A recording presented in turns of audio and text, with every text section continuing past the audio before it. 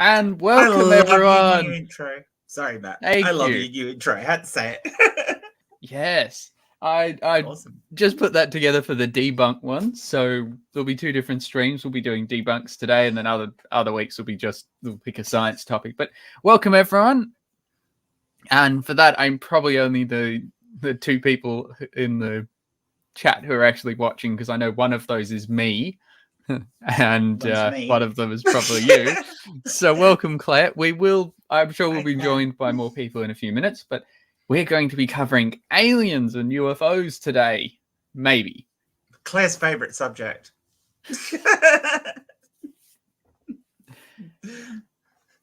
Overall, I'm quite fascinated by, astronomy, and you can probably tell because I have the other big video, well, the 2-part video on the channel where I go through alien life in this solar system. But I'm not particularly pleased with how often it's covered in the media about what UFOs are and what alien might actually mean, just how much out of context people will take quotes. So today, we're going to have a look at a few of those and see what they get right and what they get wrong, plus we'll add our own thoughts in there. I know we've had a few discussions on this, so hopefully this will be good. Isn't it frustrating how everyone goes, UFO equals alien? No, yes, it never, ever meant that. And we're definitely going to be seeing a bit of that today. So, yeah. Hi, There you got Krabby Hermit. We got Claire, you're both there. So welcome, both of you. And yeah, as I said, I will probably give it a few minutes for people to see the notification and start showing up, because that's how it works. YouTube. Yes. Oh, well, people will see the live. They'll join. They can watch later, but we'll give her in a few minutes. No, the live. Sorry, not the live. Though on this topic, Jen, is there anything you want to add before we start? On the topic of UFO, I've seen a UFO. How's that? How's that for a good start? Driving down the coast road, main coastal highway, where it actually is in Perth during the day. Great big silver thing flying in the sky, and I'm like, what the hell is that? Obviously a UFO. It didn't remain a UFO. Because I stayed driving, when it turned, it became abundantly clear what it was. Because to start off with, it just looked like a cigar-shaped big silver object, which is exactly what you'd expect from all the old stories of UFOs. But as soon as it turned, it was... Can you guess what it was? I'm wondering, it's either something on your windshield, or it's a reflection, or just a plane. No, it was a plane, yes. It was a old World War II prop-driven bomber. But one of the ones that is just aluminium framing, aluminium coated. So, but it was all brushed aluminium, so it was really freaking shiny. So the angle I could originally see it from, I couldn't make out.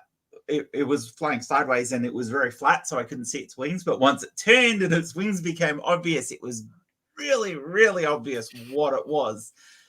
And because of the angle it was flying at, it looked like it was moving relatively fast, but it was, it just gave that, it didn't look like a plane flying. But that's what angles and things like that can do to you when you're viewing something that you're not overly aware of what it's meant to be. And because I didn't see it originally, because it came out from behind clouds, I wasn't able to tell see that it from any other angle initially. So for a couple of minutes, I had no idea what this was at all. Yeah, and that's actually a brilliant start, because one of the main problems that I've noticed in this area of UFOs, as you rightly alluded to, is that people think UFO equals alien, but all it is an unidentified flying object. In other words, it is in the air, or it appears to be in the sky, and you don't know what it is. That is it. Yep. If you don't know what it is... exactly my position when I saw this thing. It was like, I don't know what that is. What the fuck is it? Sorry, Matt. I shouldn't be swearing your channel. No, you can... But I can say that one. Okay. But at no point whilst looking at this did I go, oh, that's got little green men in it or anything like that. I didn't think that. I knew it was something terrestrial, but I had no idea what it was, and I couldn't. For the life of me, I couldn't even put that together as what it would be. I had no idea that those planes were so shiny when they were flying in the sky because I'd never seen one before. I'm now thinking of kind of that is stupidly shiny. Why would you have a plane like that during the Second World War? Because that is really obvious. I'm now thinking, I think maybe some of the Super Fortress bombers, they were quite shiny when you look at the photos. I don't know if the idea was that they reflected a lot of the sky, so it kind of made them invisible to the human eye. But at the angle I was at, it reflected so much sunlight, it was just glaring. So I'm like, would that really work? I mean, generally speaking, they didn't paint planes blue because that actually made them stand out against the sky. So if you made it reflective, surely that would make it stand out. I guess it depends, because I know the Super Fortress, unlike the Flying Fortress, which was generally painted darker, was used more for nighttime raids. It was because the Americans in Europe against the Germans didn't like using the kind of carpet bombing or strategic bombing, but we would now know it as carpet bombing that the British were trying to do. The British were trying to preserve their Air Force, and I won't get too much into it. And so, but the Americans targeted, they will aim for specific factories or bridges or infrastructure. The British had some very specialized roles for that, but generally they didn't. Though when they were fighting Japan, they did the opposite. They did what the British did, and they went for full-on just city destruction. Generally, they do larger bombing. And so maybe it was just because they're at night, or that was easy. I guess at night that would work because you don't have the sunlight to get you the extra reflect. Yeah, and also it's basically reflecting black everywhere. With also those planes were some of the first in the world to have pressurized cabins and could fly above most defenses. Well, that's true, and it was probably cheaper to have a brushed aluminum. I was going to go American then say aluminum, brushed aluminium look than it was to. Though it is actually not a bad segue going for this, because a lot of it was the technology at the end of World War II that kind of leads into the first alien sightings. And I think one of the videos does a half decent job of actually covering this. But one of the areas that you first start seeing alien, or you start getting these stories of alien UFOs and Area 51 type conspiracies, at Roswell, also happened to be near a military base that was one of the first in the world to use plastic before it was common and before most people knew what plastic was. So it meant that when people started finding wreckage, it looked like new material to them because plastic was not common. So I remember Dr. Carl was telling me about that one. I just found that really interesting, that it's all about having trouble identifying what's there, and that fits really well in with the theme of UFOs. It does. I agree. Yeah. So I think we can start, because we'll pause and we'll play bits of the video, and if you think anything, unless you have something else to add before we get going. No, I think it is pretty much that. I mean, the whole thing of people thinking that UFO equals alien is just ridiculous. So.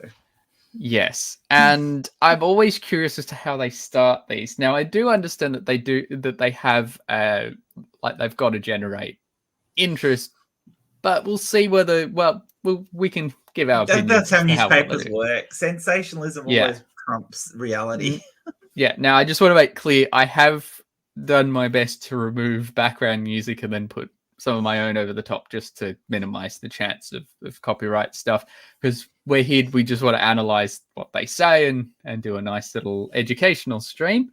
So let's get going. So there's 3 clips, so we'll start with the first one, but just tell me to pause at any point. But yeah, this is how it starts. Do aliens exist? Well, absolutely, definitely. That's according to Britain's first astronaut, Helen Sharman. Now, I have seen bits of these. Obviously, I had to select the clips, but my guess is that that quote is referring to aliens somewhere in the universe. Just existing. And for the most part, I think most people understand that doesn't mean that they're here. So I'm not going to go too much into that. But I reckon we'll see as, because there is an interview with these UFO hunters, or one of the UFO hunters later. My bet is they'll take that as, aliens probably do exist, therefore they're here on Earth. That's my guess. We'll see how well or not this clip manages that. She said there are billions of stars out there, which means there must be all sorts of different forms of life. But will they walk like us? Talk like us? Think like us? Dance like us? Maybe not, according to Helen, but that won't curb our curiosity. We want to know if somewhere out there are intelligent life forms who we can communicate with, learn from, and impress. In the 60s... I'm not sure about the impress bit. Oh, I'm also not sure that Mars Attacks is the movie I'd go for to point towards intelligent life out there. Yeah, I'm just thinking of the Monty Python quote. You better hope there's intelligent life somewhere up in space because there's bugger all down here on Earth. Astronomer Frank Drake really turbocharged the modern search for extraterrestrial life. Drake he equation. Came up with the Drake equation, which predicted there would be millions. Yes, he came up with that equation, but the search for ETs was well underway before he even wrote that down. He wasn't a driving force behind that. No, one of the things for the actual equation is it wasn't meant to actually tell us whether there's aliens or not. It was actually meant to generate interest in the topic and give us some metric for figuring out probabilities. But it's really difficult because there's a lot of unknown variables and it's increased in size. So this point is wrong. The Drake equation did not predict there would be millions of civilizations out there among the stars. It predicted nothing because most of the points in it, most of the variables within it, we don't even know what they could be.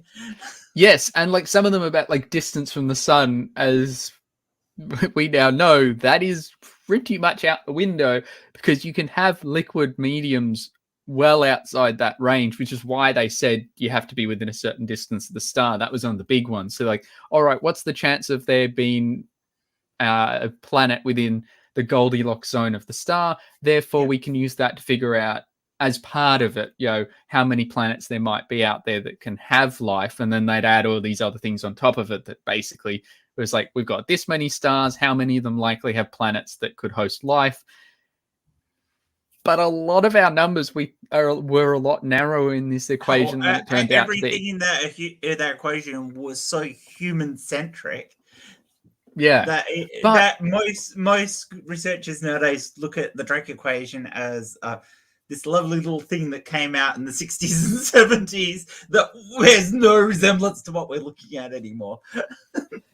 Yeah, and that was it was there to generate interest in the topic. I think when they made it, they knew it wasn't going to give us a definitive answer. It was just there to hype it up. I don't think it was ever meant to be a scientific tool. I don't think that was not at least the way. But this idea that which predicted there'd be millions of civilizations out there, no one in astronomy has done that. I think even Drake himself, at the time he came up with the equation, he goes, at the best guess we could, and they are purely guesses of the equation of the variables for my equation, the best guess we could have is between 2 and 3 civilizations within our own galaxy. I mean, yeah, millions if you were going to count every single galaxy. But I don't think that's what they're trying to say here.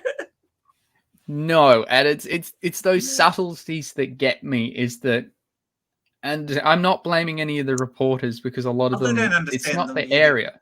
No. And this is why I think we need more science people in these areas who actually do. Most of these things, I mean, I would almost guarantee that this reporter's information from this came from watching some other reporter's thing or reading some other reporter's blog or who read another reporter's blog. And it's all Chinese whispers all the way down to at some point some scientist said, well, there could conceivably be millions maybe in response to somebody's question. Yeah. Let's see how it goes, though. Of civilizations out there among the stars. So we went hunting. In the 70s, we sent radio signals from Earth into space. They started off as simple beeps, then became more complex, like info about our DNA, our solar system and life on Earth. And then we sent the Golden Record, a mixtape featuring bark. When he's talking about the radio signals, he's initially not showing the information of the radio signals, but other information that we sent on probes. Yeah, because I noticed some of the images too, but they do get to the Golden Record, which is on the side of a probe. Yeah, which is what he was talking about here. But even the side that the complexity of the signals that we've sent into space were very, very simple, because they had to be, if you were going to hope that another intelligent civilization could understand it. Did we send our DNA out there? Not exactly. We sent a pictographic representation of what we looked like, along with a thing that an algorithm that describes how many chromosomes we have. That's it. Well, not a whole genetic code, because we couldn't fit that within the stream of data we were sending. Yeah, because I'm like, when did we first sequence our genome anyway? Was it before we started sending that? No, we sent the first signals was sent in the late 70s, early 80s. Oh yeah, I mean, we've sent a lot more detailed signals since, but the more detailed the signal you try to send out there, the less likely the people at the other end are going to be able to decode it. One of the things I think is really cool, and from memory they don't actually cover it here, is that if you're going to talk to another civilization, one of the first things to do, and I remember chatting with my mate last night, was along this is how we actually it's normally when we're deciphering lost languages, it's how we do it. The first thing we do is you need to establish a number system. You need some way of counting. And one of the things they thought on, say, the Golden Record was we need to give them a time measurement, because we need to have to do that. Because then once you have a time measurement, you can do orders of magnitude. You can also do maps. You can do distance as well. So what they did is they did the simplest depiction of hydrogen atoms and one of their resonances, and they can use that as a clock. And then when you have that, you can use that as a distance, and that's how they made a map to show people where we are. Where Earth was based on the position of 5 pulsars. Yeah, because they have that time. They can show the pulse widths. Because 3 doesn't cut it. You might think, 3-dimensional space, we need 3 pulsars. No, it doesn't work. You need 5. You need 5 to cut it, to pinpoint a location. But that was just on one of our probes. It's unlikely to ever run into. No, it is. Well, we are likely to be the ones to first have contact with those since they were launched, because at some point we are going to have some form of nuclear-powered spacecraft, like an Orion system, which can get out there fast enough, and we're going to go and pick up our own probes to see how they actually handled it, because it'd be interesting to see what of these. Although I believe some of them, like Voyager 1 and 2, are getting to the end of their life. Like their nuclear reactors don't. Yeah, and just how far out they are, the signals. To give you an idea, I think Voyager 2, the signal coming off that is about the equivalent of a candle, but it's in the radio waves. So we can detect it. But once I don't think we have much signals, longer. We can't find them. You might think, we knew which way they were going, what direction they were in, and everything, and we could just follow that on and find it. The reality of it is if you take if you take the smallest coin that you have in your country and you throw it into a forest, the chances of you finding that coin is the same chance of you finding one of those probes after they stop sending signals. Yeah, it's just not going to happen. It's a weak signal in the background, just washes it out. But yeah. Well, let's see if they do any of those subtleties. I think you could probably guess. No. Beethoven, traditional Aboriginal music, Louis Armstrong and Chuck Berry. Oh, a mixtape, adorable. Sadly, no response yet. So, where are the aliens? Well, firstly and sadly, they may not exist. Yep, we really might be alone, on our own, in this great big universe. Or Way to they're oversimplify being it. ignored. Also sad, but maybe it's a good thing. If aliens have planet-destroying weapons and aren't fans of Chuck I've always had a problem with this idea because it is not very feasible to wage a war against someone on the other side of a galaxy. No, it really isn't. And it's unlikely we're being ignored. Our signals have reached, just over 100 light years out from us. That's the very really first signals that close. could anything pre the development of radio is not going to have generated enough noise to be audible. Well, by audible, I mean the radio waves picked up anywhere in space. The background noise would just swamp it. So up until we started massively using radio, not even the small amounts when Marconi's first tests are probably already swamped. The signals weren't powerful enough, and there wasn't enough signals. It's the sheer quantity of signal that we are sending from this planet that makes us loud and observable, not the actual the type of signals they are and where they are in the band says, oh, these are artificial. There's no guarantee by the time alien detects them they could actually decipher them and know what we were talking about, because they probably can't. So basically we just haven't there hasn't been enough time for them to see us. And that's they've something had they about miss. a little over 100 years. It's not long enough, and there's a good chance that there are signals out there, but they're sent in a way we haven't learnt to detect yet, or haven't thought to detect them that way. I remember listening to one of the people that actually worked on SETI, the Search for Extraterrestrial Intelligence. I gave a speech it was an online one because of COVID, but they gave it at to the uni, and I remember listening to that, and it was so fascinating, all the different things that you could do. If you had enough energy, you could actually mess with stars and get them to send out really weird pulses that you could detect. And one of the things they also said is, again, if you have enough resources, you start to make objects that aren't spherical. You make cube shapes or squares or triangles, because you see a shadow that's a triangle or a square, that's not natural and it's not expected to occur anywhere. But as I said, it was just all these really cool things that as of yet we probably wouldn't be able to detect. It was so there's a lot to it. Assuming you want everybody to detect you. I mean, there is another side of this too, that do we want other races to detect us? Is it? Or would another species out there really want to be detected? Are they so locked into themselves that they don't want to be detected by anybody else? If that's the case, there are plenty of ways you can make sure that your signals look, for all intents and purposes, like you'd expect from background. Because after about 250 light years, most of the signals are degraded so much that it's hard to tell them from the background noise anyway. So this is our problem. I mean, for an alien to have detected us, they have to be within 100 light years at the moment, and they cannot be any further than about 250 light years for them to detect us with radio waves. Outside of that range, you'd have to deliberately looking at our planet directly.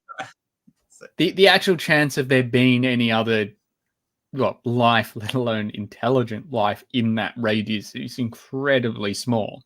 But this is the other thing. They like showing these big interstellar battles, or they might come and want to destroy us, or they're going to hide with. That is not impractical. That is just not how you do it. Because the amount of energy it takes to fly more than that distance in any reasonable amount of time. And let's give them benefit of the doubt and say that you can give them warp drive so that you can actually do it in really, really quickly. You don't even know if they're practically possible yet, though theoretically they should be. The last thing you're going to probably want to do when you get there is actually destroy or try and enslave the other people, because it's going to be too difficult. And our technology, might also need their help to get back. So I never liked this idea of when they like to be like, oh, it'll be Independence Day and we'll have to fight them off. I'm like, well, one, you can't make spacecraft like that. Two, these sorts of weapons, like laser type weapons, are not efficient. Yeah. Although we've covered that on other streams. We can leave that for another time. Maybe there'll be another stream we can look at why lasers don't make good weapons. But also just, you can't build shields. So Oh yeah, we've covered this. all we need to do is start smacking a lot of objects into whatever comes nearest it. It's not going to survive.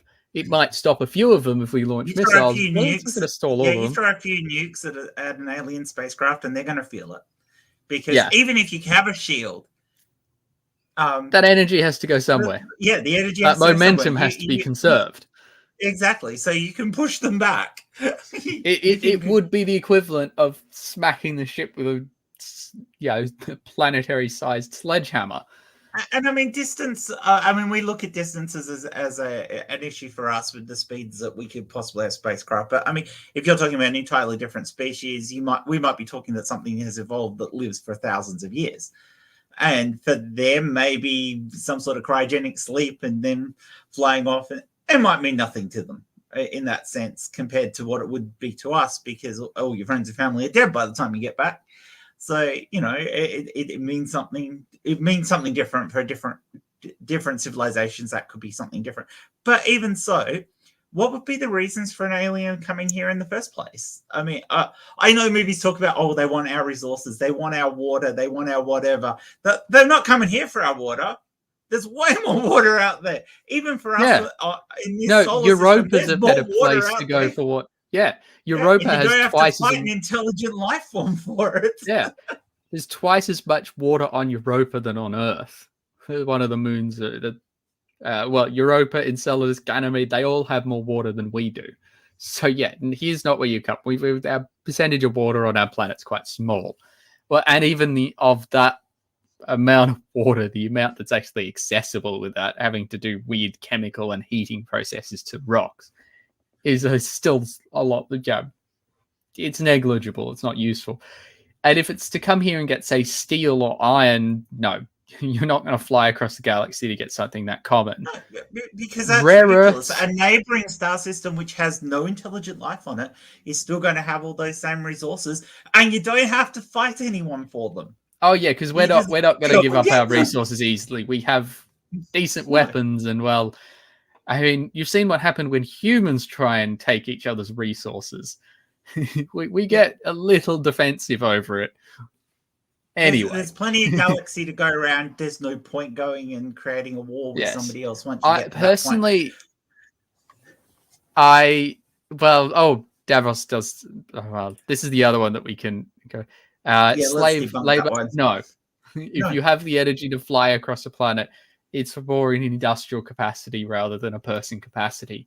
Now, if you're going to try and use this slave labor, you have to get it to a useful spot. So again, I think you have the same problems. It's not if you have the resources and energy to move your civilization to another planet, you've got the energy and resources to fix whatever is wrong with your planet. And in all honesty, going and invading another species that has weapons and can defend itself just so you can get slave labor doesn't make any sense when you're intelligent enough to build your own slave labor in the form of, say, robots. Because that would make more sense. And technically, if you don't give them intelligence, they're not slave labor, but they'll still do exactly what you want them to do, and they don't need rest, they don't need feeding, apart from power. So there's no point. Slave labor doesn't make any sense at all. One of the things that I think would be one of the most useful ones would be information and knowledge. Because that would be an easy, very cheap one that you could trade with each other. And maybe there'd be some war. In fact, that requires the exact opposite of war. But do you think we've addressed their really laid back point yet? Let's see where they go. But the most likely situation, alien invasion. Are they ignoring us? No, they're not ignoring us. They haven't even heard us. They don't even know we're here if they're there. Yeah. That's most likely. Very. Perhaps we don't need to hear back from them. But the search continues. Oh, I've been there. And in 2015, thanks to some big money and a big brain, the search stepped up. Professor Stephen Hawking teamed up with Russian billionaire Yuri Milner to form Breakthrough Listen, a $100 million 10-year privately funded search. The difference is sending a message is no longer the priority. This project is all about listening and watching.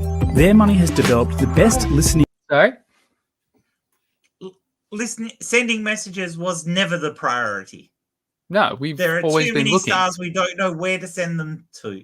The only time we've ever sent messages, apart from that first one, was when the search for extra solar planets has discovered a similar to Earth. I mean, we haven't really found any actual Earth-like planets, but similar to Earth planets around Earth-like sun-like stars, and then we have sent messages in those cases. But in general, well, it's never been about sending messages because it's easier to listen than it is to send. And most of these things, like when SETI first came out, some of the newer ones, and I know they talk about a private one here, but even the general ones, the point when they say that they're listening isn't necessarily to find life, because they know that's actually quite unlikely. What it is just a way of framing the research to give it a good public appeal. But what they're actually doing is trying to do giant surveys of the sky, so that they're trying to analyze as much of the universe or much of the galaxy, or whatever niche field they're in or not, get as much data and then analyze it. And most likely we'll just find out all new scientific facts about how the universe operates, whether that's from star formation and well, end of life to black holes and pulsars, all these sorts of things. And if they happen to spot something unusual, that's a bonus. But so most of these, they say that they're looking for intelligent life out there. That's just the way of framing it to sound more appealing to the general public, because that actually sounds a lot better and gets people more interested than telling people, oh yeah, we just want to take a giant radio photo of the sky and do a very careful analysis of each little pixel. Then we're going to compare this one to that one, and we want to see what happens and see if we can get a measurement for the age of individual stars. Yes, that's interesting, but it's not as interesting as saying what we're looking for intelligent life. So most of these surveys know they're not going to find life. They understand it's very unlikely.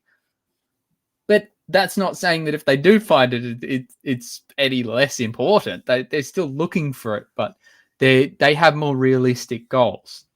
But one of the things that these surveys do always find, and they are so handy and we need them, is natural reoccurring radio sources, whether that's a new pulsar or magnetar or any of these other radio sources that we get out there that are reoccurring, consistent, because they are all used for navigation. When we make satellites and when we make when we eventually as humans go out into the solar system, we need to know where all these natural navigation beacons are in the galaxy and in other galaxies, so that we can navigate around our solar system. Because it's not just easy enough to look out the window and go, oh, there's Earth over there. Because if you're out as far as Jupiter, you're not going to look out the window and just go, that's Earth over there.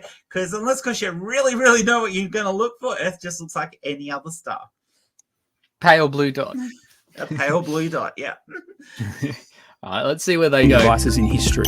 But also, they're looking for other ways aliens may communicate. For example, laser flashes or techno-signatures, which is more about looking for chemicals or tech signs that only intelligent life could produce. The chemicals one is generally about what life could produce, not necessarily intelligent life. That's not a tech signal. A tech signal would be something like looking for a Dyson swarm or something like that. Though I have heard an argument for things like ozone and certain other chemicals like nitrous oxide as well, or certain nitrous oxides, because those are like the pollution chemicals, because those are generally signs of industrialization.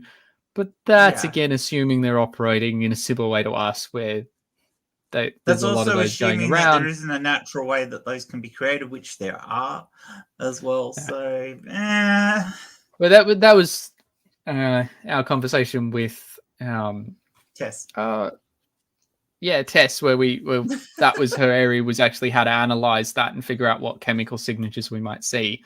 But you're not at this stage. We haven't got anything close to being able to detect the chemical signatures, but we're working on it. We probably won't be able to discern atmospheric chemical things. Even if we do, well, we should with James Webb be able to spot some of the nearby planets that are circling stars. We should actually be able to physically photograph them, as it were. But which is still impressive.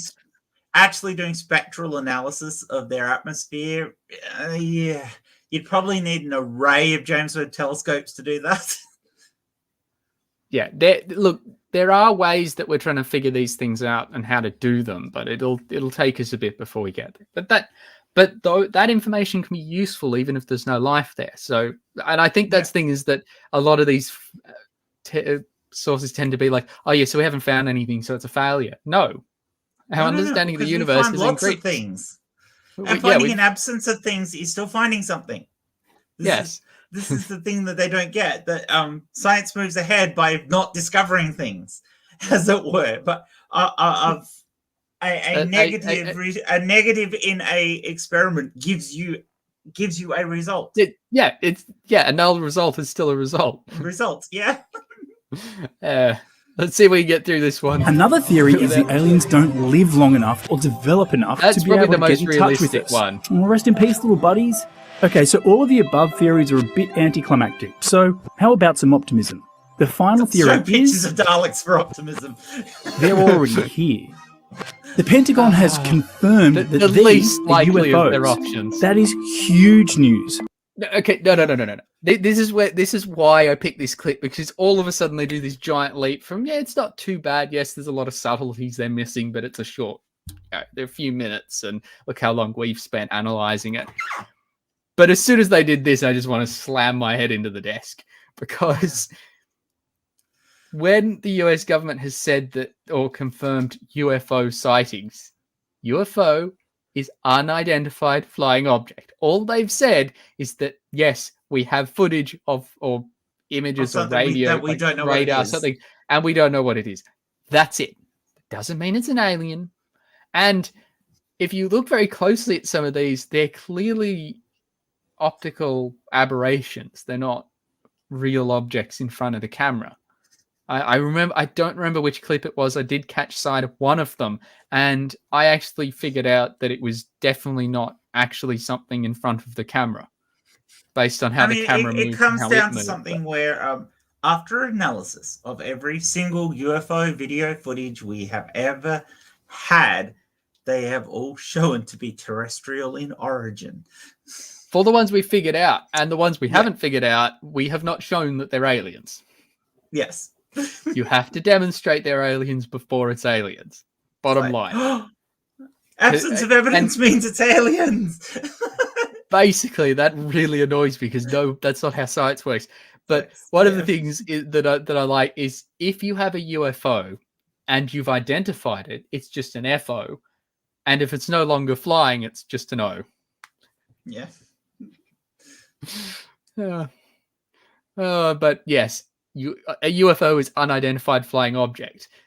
In fact, if you identified it as an alien spacecraft, it would no longer be a UFO. If I threw a dodgeball at someone's head and it hit them and they hadn't spotted what it was, it's still technically a UFO to them until they figure out what it was. There was a more inappropriate example that you could do of what to throw at people, and it still counts as a UFO, but I'll leave that for your channel, Jen. Navy personnel filmed flying pyramid-shaped objects that they could not explain. Can I just point out that a lot of these cameras are really low resolution. You have no idea what's going on. You don't even know if it's an object or reflection or whatever. But let's say it is a flying object. That repeated flashing, if you're an alien trying to hide, is not how you have a craft. But planes always fly with plenty of lights on them, including flashing lights. Or quite a number of occasions, they will have regular flashing lights. What's more likely, that the camera has failed to kind of pull into proper resolution a plane that is objects that fly all around the planet, or, added in with possible atmospheric distortions, which we understand happen, and which you can actually still see in struggling that to account for.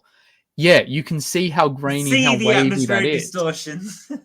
One of my early research projects in physics, it was just like when I was undergrad, I was doing it as like a little special project on the side, was to help build a setup to test what is known as a wavefront detector, which picks up what these distortions are so you can try and correct for them. It is not easy, and we're working on it, but the atmosphere does a lot of messing with optics. Refraction, when you're talking about a medium like a gas where everything is roughly uniform, relies on density, and heat will change that density. So any changes to heat or density or pressure will warp the light a bit. Just why stars actually twinkle. It's not the stars, it's our atmosphere. Refraction and diffraction at the same. Yes. Yeah, so you're always going to get at least two modifiers to the path of the light. So and when they say they could not explain it, that should be the end of the story. We haven't been able to explain it until you can demonstrate it's even possible, or even probable in some sense that that's an alien. You've got a lot of things to do, because I can demonstrate it is quite probably just a misidentified terrestrial object because of all our aforementioned, well understood, although difficult to correct for optics problems. I mean, there's also obviously, this picture alone, aside from the fact you can see the atmospheric disturbance and how it's affecting the imaging of the stars, you can also tell there's a lot of lighting from below because of how much the clouds lit up, which means that they're in a light polluted area as well, which is going to doubly make it hard to get for the camera to focus anyway. And they're holding this by hand. And you're never going to be able to zoom in with an optical zoom or a digital zoom and be able to keep your frame steady if you're holding on to your little camera. Yeah, there's a good reason we put telescopes in the middle of nowhere, generally up mountains. And we don't hold them in our hands anymore, aside from the fact that they're too big to do that. Basically, I don't think any of...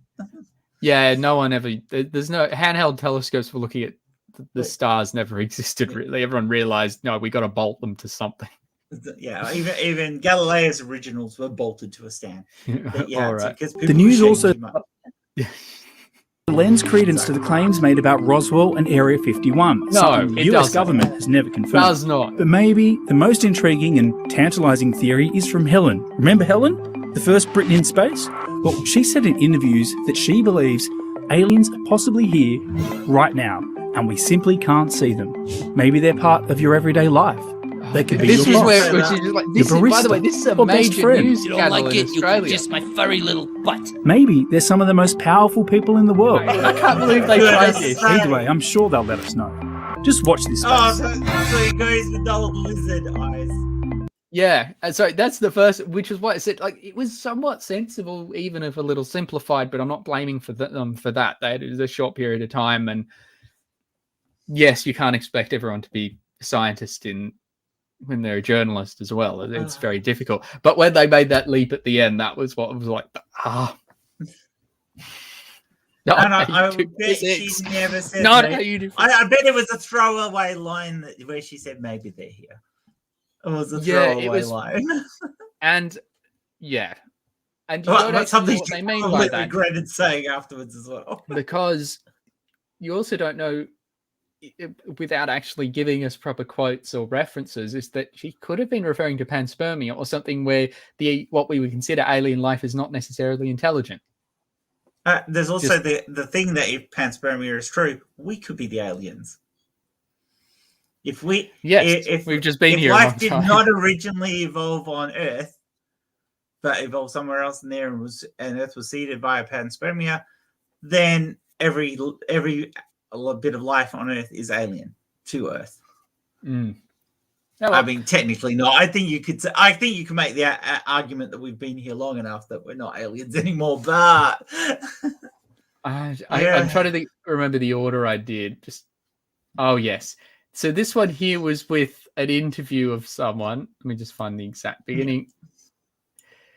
Where I think they had recently made a movie-style documentary, and on UFOs, and they were interviewing the guy. And I think in this one, it kind of shows why balance is probably a good idea. But anyway, I'll let you see what I saw, Jen. So I went back a tiny bit too far. It's called UFO, and we're joined now by John Greenwald, a UFO enthusiast who's featured in the series. John, thanks for joining us. You've been involved in investigating extraterrestrial phenomena since you were 15 years old. How did you get involved in this? Well, first off, thanks for having me. It was simply curiosity. It is something that has always now, I have no problem with that bit. Been in my mind. If you're curious about something, go investigate this phenomena. Is it alien? And when I was 15, started researching it. Never once. I'm already seeing this kind of figure. It's like UFO equals alien. That's already. The whole problem with this is and the exact way he's talking about this is the same way you hear flat earthers talk about the flat earth. I got very it is, yeah. I mean, I'm all for like you. I'm all for. I'm interested in something. I went and researched it, but then it goes. The way he goes from there just sounds so much like a flat earther. Thinking that here we are 25 years later and I'd still be doing it and taking it very seriously because it's a really important topic. I never thought that, but here I am, just simply because it is fascinating. I wish I had an encounter of some kind, but curiosity is definitely my driving factor. Yeah, we can understand that. It is fascinating.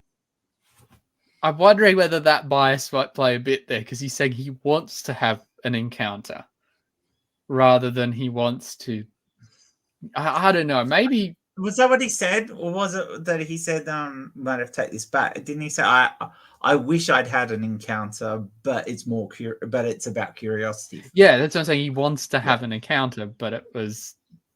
Yeah. Oh, we'll see where it goes, because it does get a little ridiculous. 2017, of course. And yeah, sorry about the music in the background. That's just article which really produce did copyright. change everything, revealing that the Pentagon had been secretly tracking UFOs for years after many more years. They're unidentified flying objects. They're going to track something if they don't know what it is. Wasn't it? Absolutely, yeah. A lot of my research over at the time, 22 years or so, was really focused on showing that there was a not only cover-up, but that they were actually looking into UFOs, but saying the opposite. No! Oh, how that hurts. UFO is unidentified. We've said this how many times so far? That's it. Of course, the government is going to try and investigate, flying objects that they don't know what it is. Particularly the military. A bunch of these fell during the Cold War. And I don't know if it's this guy or the next guy that mentions that it's often been seen around nuclear sites. Well, we know that, a lot of countries like spying on each other's nuclear programs. Yeah. And both the USA and the USSR had spy planes that flew very high and were dark painted to hide them. And yeah. Plus basically fancy weather balloon projects as well to try and spy on them. And if those crash, of course, the government's not going to admit it was them. They're going to say, yes, we were spying on them, and we also caught one of their spy planes right over our nuclear missiles. Because you're not going to say that to your own population. Yeah.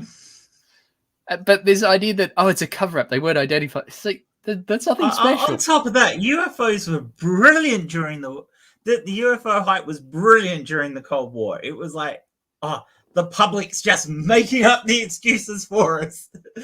Yeah. We're not going to deny or confirm it, because if people think they're little green men, it's obviously not us fucking around. Yes, they won't spot all the times we accidentally dropped nukes onto ourselves, because that happened. Yeah. There's actually a lot of countries that have had nukes dropped on them, mainly by accident. I know Spain and America are both in that list. Both times it was the Americans. Well, America, obviously. But yeah, one of their planes blew up while refueling, and they dropped 3 nukes. 2 of them landed on Spain, and 1 fell into the ocean. It's still there, I think. It's still in the Mediterranean. Sorry, sea. It's in the sea. But it's too deep for anyone to get to. Oh, well. Hi, Peter, and hi, Titan Uranus. Yes. Well, thanks for all joining. Hopefully this is interesting to people. In Let's see what 2017, goes. that was the explosive revelation when it came out that they were taking it seriously. Didn't surprise me. You know, and there were some that were like, see, we told you, the evidence is there. While most of the general public found out for the first time, hey, this phenomena is absolutely real. It is something that they just cannot I think explain. he's doing UFO And it's equals something alien. that they are taking seriously. You have levied many Freedom of Information Act requests at the CIA and accessed millions of government documents regarding UFOs that have since been released through your website, Black Vault. Is there damning evidence amongst these files? I mean, what do we need to know? Nope. There absolutely is damning evidence of a cover-up.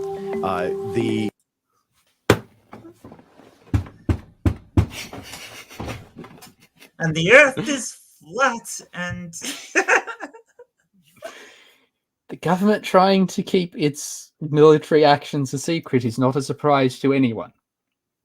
That does not mean aliens. Matt, you know it's all about them. They are definitely the ones who are up to it. Because the flat earthers like talking about That's the they as well. Illuminati. I blame the Illuminati. I think he's a little more.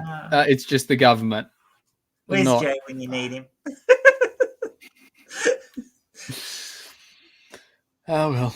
United States government and United States military has maintained or tried to for many, many decades that they were not concerned about this phenomena. Bunch of lights over Flares. houses. We know refraction. We know atmospheric aberrations are a thing. It's really easy to actually take lights on the ground and through atmospheric distortions make them look like they're in the sky. We know that's a phenomenon because it's been tested. On top of that, most of these ones that look like that in the patterns they move in is exactly the same way that flares do, and a lot of these are taken near the coast where people might actually fire off a flare. Yes, and some of them, when you see the way they line up and they're often sets of lights, is if you have a busy airport and multiple planes come in after each other, they follow the same route as well. I think... And that they felt with adequate evidence they could explain everything. Yeah, that's a The plane. reality, That's a the plane, yeah. evidence shows they can't. And even though they're talking about it a little bit more openly now, the history those behind could this be stretches flares. back well more than a half a century. And that evidence proves Here's my thing for all of this. Our camera equipment, our technology, and our ability to take higher quality, higher resolution, wider spectral images and videos of things has been increasing for decades now. How come we have not seen an increase in the resolution of any of these alien sightings or these UFO recordings? But that's because if you get a really good camera, like the Flat Earthers' favorite P90, and you put it on a tripod, or you take a picture of something that you're not sure what it was, all of a sudden you get a nice clear picture and you go, oh, it's an airplane. Yes, once you get a clear picture, you figure out what it is. It's no longer a UFO. It's just an FO, and it's normally a terrestrial FO. And you know what else FO means, all you UFO hunters? Look, I have no problem with curiosity, but there is a difference between saying UFO means alien and UFO just means we don't know what it is, and there is curiosity or usefulness in trying to figure out what it is. Same fear that certain religious people have of the term "I don't know." Certain a lot of people people maybe, but certain people are just not happy with the concept of "I don't know," so they have to attribute something to the "I don't know." And in this case, it's little green men. But for most of us, I'm really happy with the concept of "I don't know what that is." yeah. Now, I get that it's an exciting story.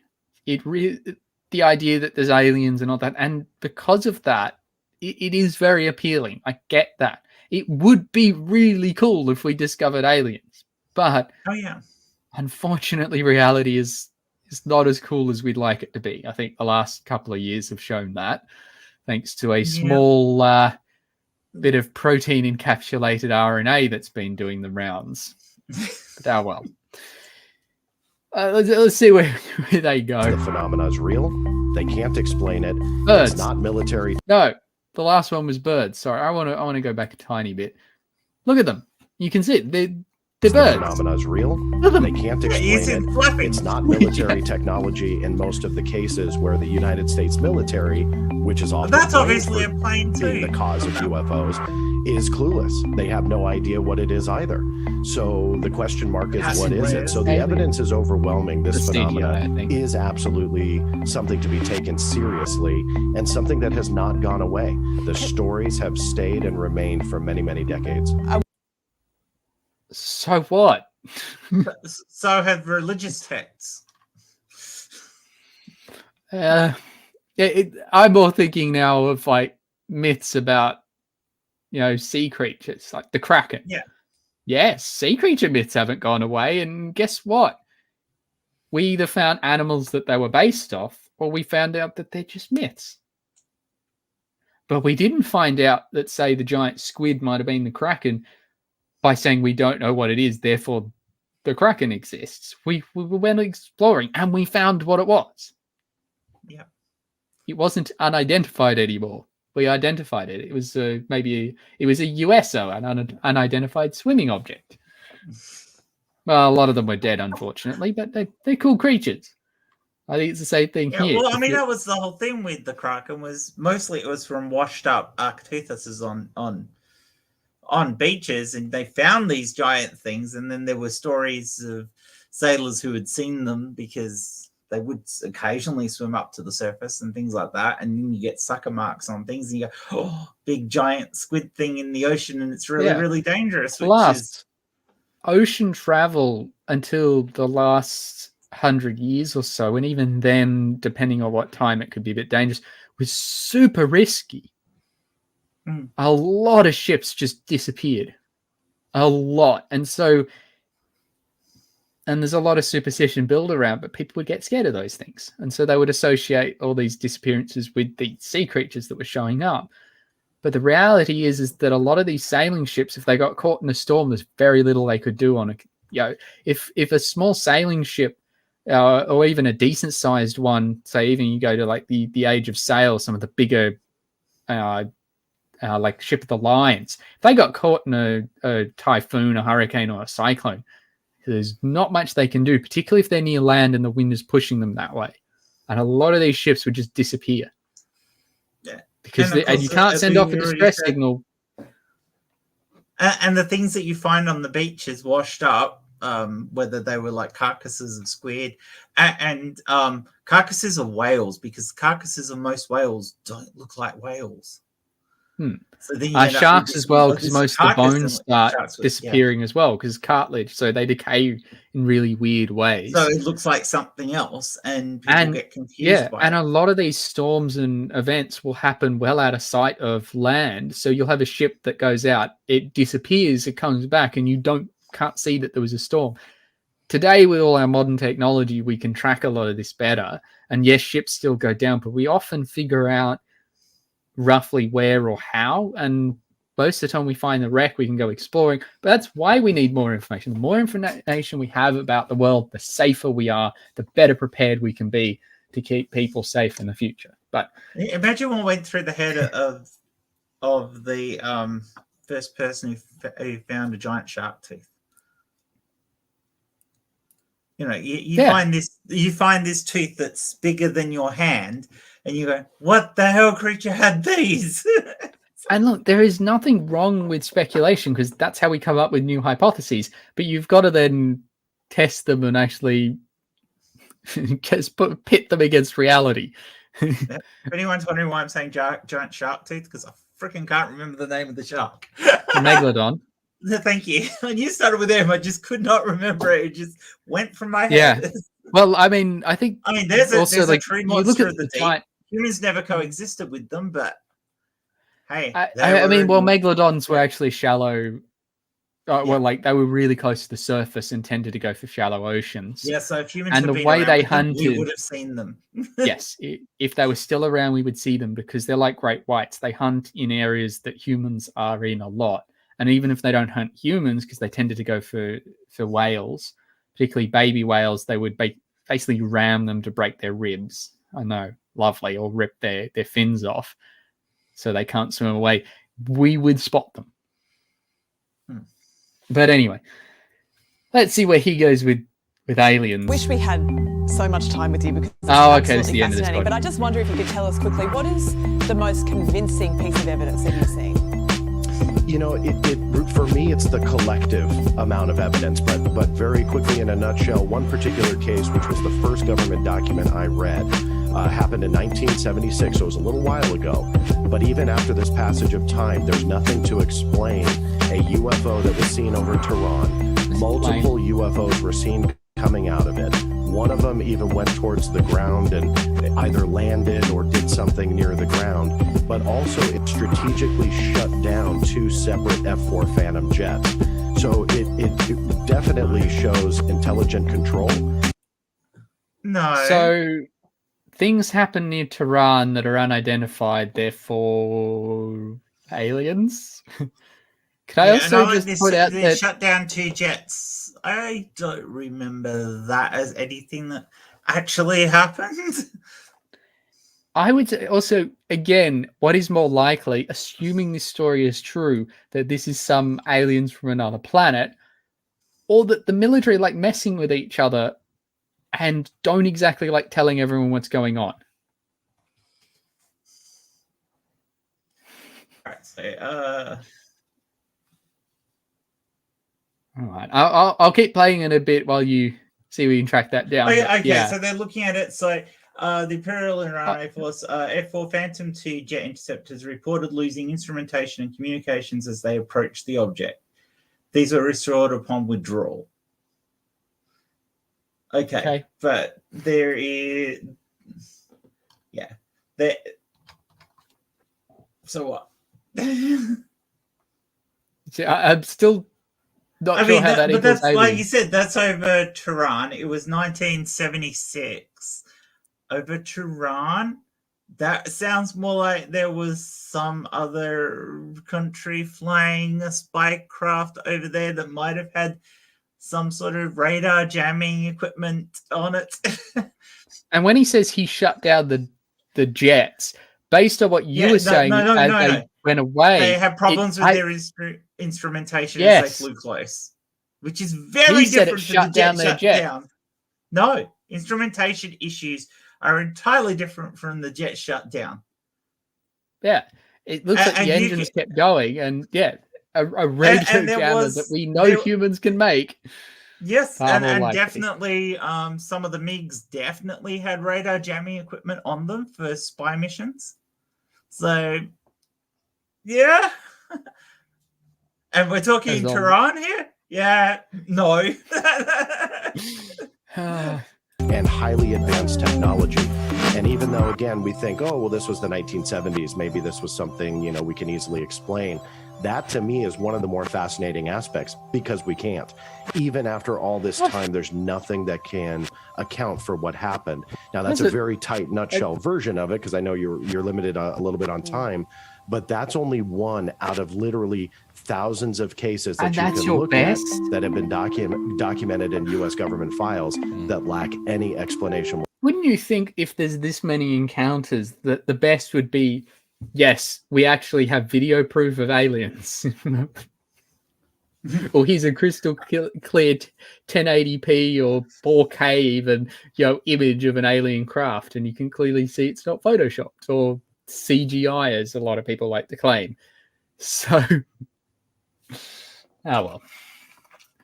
Okay. Whatsoever. Okay, further to this, there was a complete study done on this by a journalist, Philip J. Krauss in the US, who at the time when these jets were flying, they suggested that the pilots were actually observing Jupiter because it fits in where it was, and the F-4s used by Tehran were notoriously badly upkept and constantly had equipment malfunction whilst they were using them. So, yeah. What's more likely, equipment just had a problem, or aliens? Yeah. What's more likely, that this aircraft that regularly has equipment, as in electrical malfunctions of its equipment while flying, has a normal malfunction of its equipment, or aliens? Oh well. And this is his best evidence. Hey, Apparently. obviously he doesn't know how to use Google. Not very well, apparently. Because that was my first choice. So that's pretty much where that one ends. But this next one really... Sorry, I'm just trying to find the beginning because it doesn't show me a highlight. So this is one of the morning shows. The other one was a morning show. This is another morning show. It's probably one of the bigger ones in Australia. So it's meant to be a fairly wide viewed one. This is not some niche Look channel. on her face. She doesn't believe what she's about to say. I know. And you get that from both of them throughout this. And I think it's a really good example of where they're trying to do a new story that even the hosts don't agree with. They've got them on for views, and it's really poorly done in terms of actually portraying any realistic scientific expectations. But we'll see how badly this one goes too. And yeah. Now, American officials are stepping up efforts to probe UFO activity after admitting they simply cannot explain some sightings. What is weird about that? That one's a bird. Sorry. Because I remember watching Thunderfoot's one. I think it's this one. Or I've had another. It's flying quite low over the waves, and the speed it's going matches that of a bird. Anyway. With claims of cover-ups and secret projects. We are at a turning point in human history. Earlier this year, the Pentagon was forced to officially confirm UFO sightings after investigating filmmaker Didn't he say a Jeremy moment Corbyn. ago, secret projects or investigations, and then they had a thing of Project Blue Book? Wasn't that what was in the filing cabinet? Because Project Blue Book was not secret. It was the US military actually announcing that they were investigating this back in the 60s and 70s. It was not secret at all. And at the end of it, and to be fair, Project Blue Book had public what wasn't just an entirely secret thing that the US government did. It actually had public scrutiny of it whilst it was happening.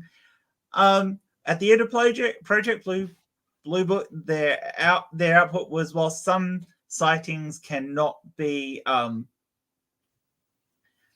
confirmed or denied as to we don't know what they are, there is no evidence to suggest any alien interaction. That was their outcome, which is very accurate. But no, that wasn't good enough for people. Yeah. Basically, we haven't figured out what it is, and everybody's like, cover up. It's like, that's not how this works. But all right. Yeah. Let us see where this ends up going. Obtained videos of unexplained activity. Whoa, it's getting close. The recordings were government-filmed sightings of UFOs being studied by the US Department of Defense. Since 2004, I'm not going to rehash officials have unidentified investigated again. 144 events, with investigators only able to explain one of them. That one's pretty much perfectly 000 relative, right? Now, in a major development, Well, that's United CGI. States Department of Defense... Because that's not the will original roll footage. I've seen it elsewhere. It's not grainy or black, but I think they're just putting it in as kind of stock footage. Yeah. So a new task force to find and identify UFOs in restricted airspace. then it's just an FO. And investigative filmmaker Jeremy Corbyn joins us live from LA. Good morning to you. How significant is the establishment of this task force? It is very significant. I mean, first of all, nice to be with you, Australia. This is a really important time in our human history. The UFO phenomenon is a global phenomenon. There are reports of encounters in all 194 countries across 7 continents. This is not just a US issue, this is a global issue. And there's been an increase in frequency of these encounters, and as well, the encounters seem to be more brazen. So this is why there's a new task force, even a new really goes. Oh, that's an airplane. On looking at the UFO topic and where these As I said, like incursions often come when you from. have airports, they will follow. Go back a couple of frames and you can actually see the outline of the bottom one as This is an airplane. why there's a new task force or even a new department that is focused on looking at the UFO topic and where these incursions come from, who's operating these craft. That's the big Go question. through that frame by frame. Jeremy, One of the frames that we've spoken actually to perfectly focuses, and you can see the tail of the plane. What I would really like to do is actually a FFT of that image. For anyone who doesn't know what that is, that's a fast Fourier transform, bunch of computer programs do it. You basically turn the images into a representation in frequency space, and then you can actually mess with the different frequencies. And when you bring it back, you can actually somewhat sharpen and improve the resolution a little bit. I'd be curious to have a look at that and see if you can get anything out of it. I'm not too au fait with doing it myself in programming, unfortunately, but it shouldn't be super difficult. But, you know, how come none of these people ever talk like that? Like, the physicists I interact with most are the people close to my area. I'm in an astrophotonics group. I work I spend most of my time working with people in adaptive or integrated optics of some kind. If they were given images and said, we need to identify these better, this is not what they would do. This is not how they would talk. If these people were serious about trying to get better footage or about how to try and see what's actually there, this is not how they would go about it if they actually had looked into optics, which you have to. That always gets me, because I'm like, how come you haven't come and spoken to someone like myself, or even better, say my supervisor or postdocs who have decades of experience in optics and how to deal with images and Are you talking about the same mentality as a flat earther, where you go, why aren't you listening to people who actually have studied this stuff and know how it works and understand refraction and actually understand gravity? But no, because I know better, because my senses tell me better. Well, your senses lie to you all the fucking time. I think it's a little less of that here than maybe the flat earth. Well, obviously, because flat earth is way more. It's more stupid. I don't know if it's significantly more stupid. I'll leave that up to everyone to guess. Yeah, but okay. But I think a lot of this is just it's quite like almost motivated reasoning, or it's like it's that really cool story in their head. And it's not necessarily, I think it's also something that just doesn't occur to them, or it's just not how they've been trained to think. Because to actually do science, and I am definitely not an expert in this yet, it's a full learning experience. That's why I'm trying to get a PhD, because that's part of it, is that that scientific analysis, that ability, is not an easy one to pick up. The skills you need to critically analyze and conduct rigorous scientific experiments can take decades to fully develop. Yes, I know that might sound like, the scientists have all the answers. I'm not saying that. Anyone can do it, but it isn't easy. Yeah. One of the big skills you have to learn is to be self-critical. And that's really hard, because we as humans do not like doing that. We don't like being critical of ourselves. We don't like essentially having to second guess ourselves all the time, because we have to see the faults that are in the things that we are trying to study. We have to try and see where the problems can be, and that's not an easy thing for us to do.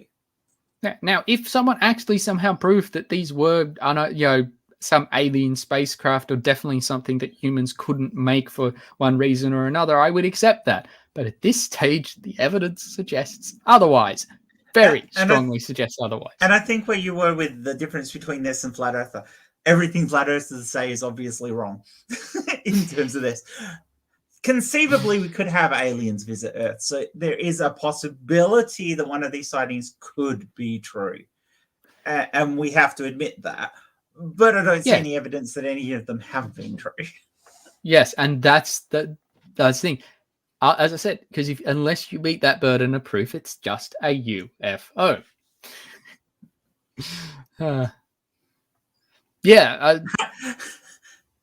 As we were mentioning earlier, there's a good chance that it is just unidentified atmospheric phenomena. And I think Krabby also was putting the hammer. Yeah, our human emotions do often get in the way. And I'll admit, I've had that too before. With things, and I have to be careful. The number of times, particularly early on in my university studies, that I got told off for not for saying things without enough evidence. I'm like, but it has to be. They're like, no, go away.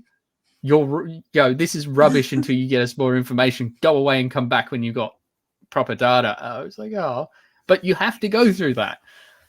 On occasions, some of the people were nastier than they probably needed to be, but in hindsight, it's what we need. So I'm just gonna. But yeah, let's see where they go, because I think from memory this one gets worse. A number of times you've kept us up to date with this. You've really Your face is exactly how we feel. You can tell that they're just like, why are we doing this? Well, yeah, why?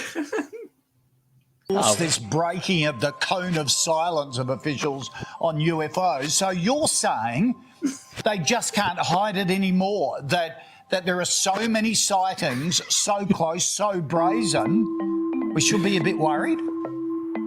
Well, so this is what happened when I was able to obtain and release these government-filmed videos that were then authorized. They were then said, yes, these are real incursions by unknowns. Is there life on another planet? What has been mentioned so far that would even suggest that? Anyway, I guess, yes, if aliens have made it here, they have to come from somewhere anyway. Yeah, I know. Yeah. My thoughts exactly.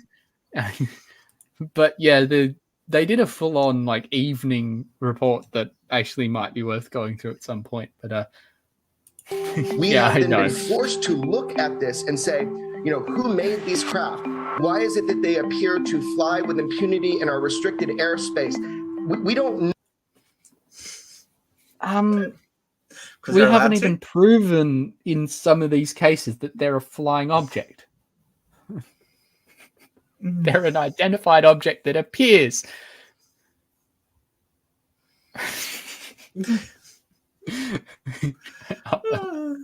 Know precisely what UFOs are. We have a lot of theories, a lot of ideas, but we'll never get to know if we don't look at them. So that is what we're seeing now. We're seeing an openness in government, a transparency about UFOs that is beyond anything that has ever been before. Now, I am a little bit concerned in that this new Department of Defense group is saying we're going to be studying restricted airspace. We're going to be studying UFOs. However, right now, sitting in U.S. Congress, there is an amendment that is for UFO legislation that would provide extreme transparency. And I'm worried that the DOD is trying to make us look in another direction. This is being voted on right now, and it would change the world. I don't know enough on this. So the problem with that one is that looks like that particular film footage, Matt. That actually looks like something that is particularly close to the camera, like an insect. He is trying to make us look in another direction. This is being voted on right now, and it would change. Now, I have seen some where they've actually spotted, I know you mentioned Jupiter in the previous one. I have seen some where the object size, angular resolution, etc., matches the moon. Yeah. Again, yes, it's technically identified if the pilot doesn't know or the camera operator doesn't know what they're looking at. On top of that, this is a camera that's on something on the ocean, so it's moving around, as you can see by the horizon shifting. So that would have made something that was fixed to point in the sky, like the moon, look like it was moving when it's not. The world. Right, so you think this task force is a bit of a smokescreen? Well, I am concerned that it's the same groups and organizations that have obfuscated the truth, that have lied to the American and global public all throughout the history of the past. We need a change of guard. We need the dinosaur age to go away, and for us to look at the UFO topic soberly and say, who is flying these advanced aerospace transmedium vehicles? Because that's what they are. No. He's not getting away with that one. What did he say? And say, who is flying these advanced aerospace transmedium vehicles? What? I think that freeze frame actually does do his point justice. I'm still trying to figure out what transmedium means. I think he means it can fly in space or in the atmosphere, but that's a big jump there in and of itself, because all these objects that you're talking about are seen flying in the atmosphere. So, but I mean, it's just And you're making a huge assumption there to somebody is flying it. Tell us who's flying it. That's unidentified flying object. You have to prove that somebody's flying it. Yeah, some of them could be insects. Some of them are birds. We've spotted a few that are. Pigeon left over from Project Pigeon back in the Second World War. A really old pigeon. Old slow pigeon, or a goose or a duck. Those have been spotted. Plus planes. We've spotted a few of these that are very likely planes. The best thing about this guy is his beard. I agree with you. Yes, the woo police might show up. Eyebrows are scary. I think it's just with his expression. I don't think I can make my eyebrows do quite the same thing, but I reckon if I stared at the camera and scared people... It looks like somebody's just about to hit him in the face with a baseball bat, doesn't he? It's the arrow between the eyes right before it happens. Look, but yeah. But honestly, I reckon. I mean, he's got a better beard than me, but I reckon I'd probably look just as scary if I tried the same expression. So I won't, because I don't want to scare everyone. And yes, it's a really unfortunate freeze frame, so we probably shouldn't dwell on that. I have seen that exact same look in the face of a kangaroo just before we hit it with the 4-wheel drive.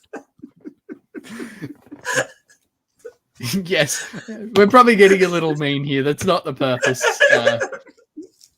If for some reason someone like him finds it, they want to do a debunk of us, you're welcome to have a go at us too. Just put that out there. Your beard is awesome. Your beard is awesome, mate. We love it. Does need a bit of a trim. And it's an unfortunate freeze frame, but that is an awesome freeze frame. It just matches the topic from our point of view. That's all. Anyway, that's what they are. These are craft of unknown origin that fly in ways that we can't even conceive of with human ingenuity and technology. Not true. We have Jeez. What are you talking about? This is what I want them to do. And I don't care if it's me or someone else with a physics or science background. Get a physicist on and have this guy talk to a physicist. Have someone who... I'd love to see someone with an understanding of optics interview these people. Okay, because, I mean, we can't build anything that flies like... We have done. Yes. I mean, we can't build things that fly along flat and then go straight up. Yeah, we can. Yes, Harrier jump jet. Exactly, and also the Joint Strike Force fighter does exactly the same thing in the US. They can fly along and go straight up or straight down. I mean, helicopters, but the we have actually tried. Sorry, Jen. Yes, no go. Sorry, if anyone's watching this is wondering, the delay gets us occasionally. People have tried building flying saucers. We've tried the round shape because they should be able to change direction quickly. But the problem that we keep having, and the reason we don't make anything like that, is they're incredibly unstable. They're not easy to fly, and they're very prone to just flipping out and crashing. So it's not actually a very practical shape. And no anti-gravity devices, as far as we can tell, are not possible. You need to just push force against whatever gravitational well you're otherwise going to fall into. I mean, maybe we've missed something. I'm open to that possibility, but we haven't proved that's any practicality of saucer-shaped. Saucer-shaped wings basically need to be spinning to maintain lift. So you spin them whilst you're flying through the atmosphere. That mechanic of making them spin makes it really, really hard to fly them because you have torque on anything that you have a spin on. So how do how do you maintain a straight flying on that? So a normal wing is actually better. This is why we haven't got evolved creatures that are saucer shaped, because it's not actually an efficient design. It will work, but a normal wing is actually more efficient and easier. And that's the real problem we have. And Matt's frozen. Oh, you look like you're frozen. No, you look like you're frozen. Sorry, I was having a look at the chat. No, you're all good. My brain is beginning to shut down, but I think we can finish this one up soonish. We can finish this I'm sure we'll get there. So have they ever been dangerous? Are there instances where they've shot at us or killed anything? You know, it's really interesting. The UFO subject has been shrouded in mystery. A lot of what has happened with UFOs has been classified. What the number one priority that our government is looking at, and as well as yours, is the idea of near misses, that there could be collisions. That has been the number one thing that they've been worried about. Well, now, as far as people if they getting have, hurt, I mean, most of it is benign. I mean, if it's like spy planes or craft that don't have permission, yes. But the thing is that doesn't mean Tehran? alien. He's about to mention Tehran, isn't he? Which However, we've already debunked. They are in our restricted airspace. They're looking at our nuclear weapons. There are times when they have turned off or on our nuclear weapons. And this is well documented by our own. Their faces say it all. Yeah, that really does. What the Pretty much my face too.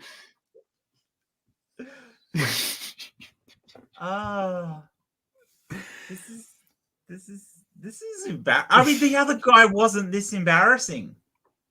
To be fair, the guy in the previous one wasn't claiming they were aliens. He implied it on occasion, but he was this guy. But again, this is the thing. And there is a point that I would like to make a more serious point at the end of it, but I'll finish the video before I do. So, but that look on her face, and Koshi's like, huh?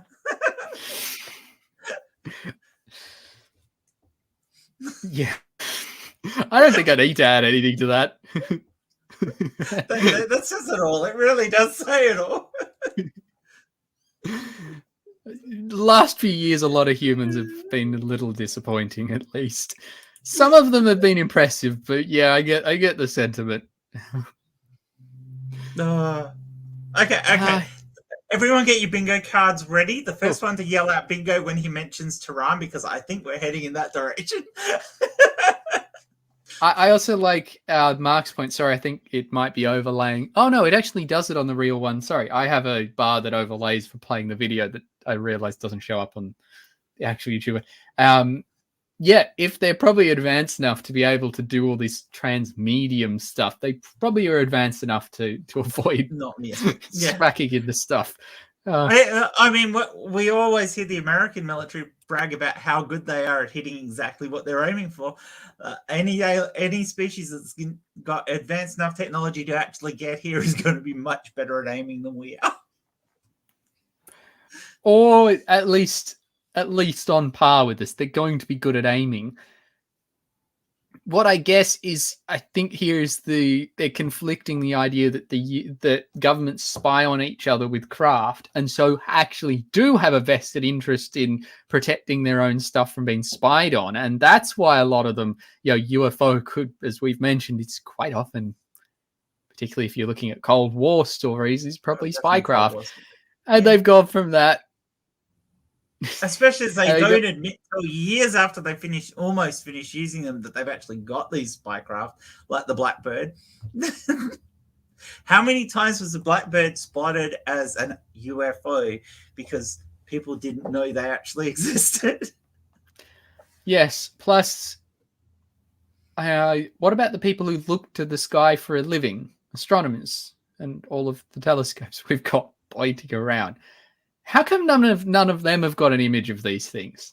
How come you don't see the scientists saying, because they're not military, they're not government, and if they're not, I know scientists do often do contract work for the military, and they'll often sign NDAs with that.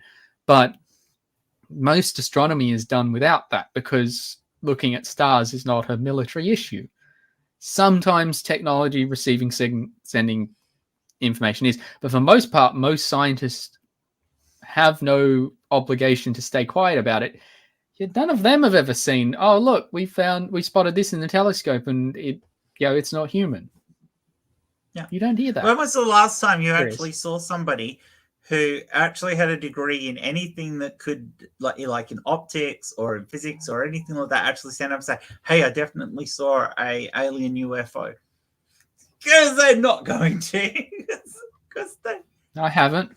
I've had people tell me strange stories, but it's more in like your case where even if they never figured out what it was, they were very careful to say, I don't know what it was. Yeah, which was true. I didn't know what it was, and then I did. So it stopped. It started being just a flying object. And not the sorts of conversations that I'll have with all because most of my friends, and I swear I've got real life friends, though COVID is making me feel like some of them appear died. in the chat occasionally, Matt. So occasionally. But the conversations I have with them is that most of them have science and engineering degrees. It's very different from I think what the average conversation might go. But it's still really fascinating. Oh, well. Yes. Let's see if he hits your bingo card or not. But military, and we now have those reports. No. What, they tamper with nukes? This is something that I hope will be reviewed. This is something that is in the Gillibrand, Senator Gillibrand amendment, is to look at this. The tampering with nuclear weapons by these unknown craft. This is something that goes back. What's more likely, that this is governments messing with each other, or that aliens have come here and the best thing that they can do with their time is to mess with our nukes? To be fair, if this was some teenager alien who'd stolen his dad's interstellar jet for her joyride, that might be something they would do.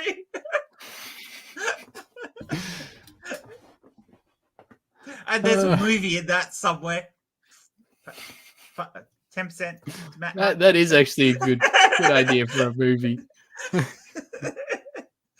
10%, Matt, and I get 10%, okay? Done. Decades, and it's something that is now proven beyond a shadow of a doubt, and people are just learning about this, which is what this whole point is transparency. We should learn about UFOs. Okay. What's going on? Well, let's hope the task force gets to the bottom of it, because it could be fascinating. Jeremy, thanks for your time this morning. Thank you so much. Yes, Australia. No, yes to you too. Look how Koshi's face though.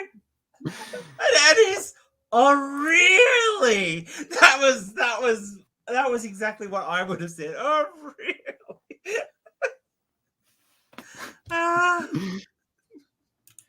Shh. We can't let them know we've all taken the pills.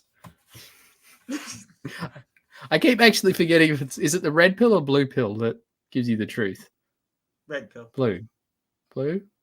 No, red, isn't it? No, red. Oh, that's right, because I remember it was at the... Is that why people call themselves being red-pilled?